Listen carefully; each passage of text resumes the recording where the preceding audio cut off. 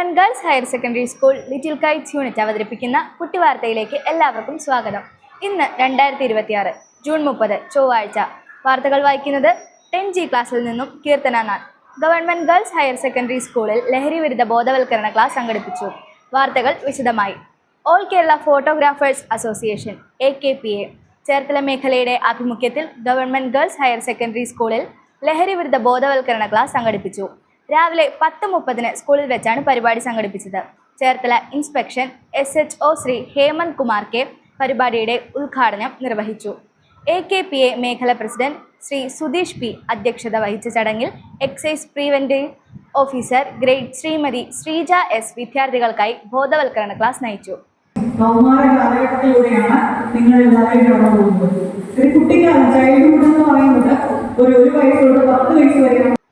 Senior assistant Anikuttan, PTA president PR Harikuttan എന്നിവർ ആശംസകൾ അർപ്പിച്ച് സംസാരിച്ചു.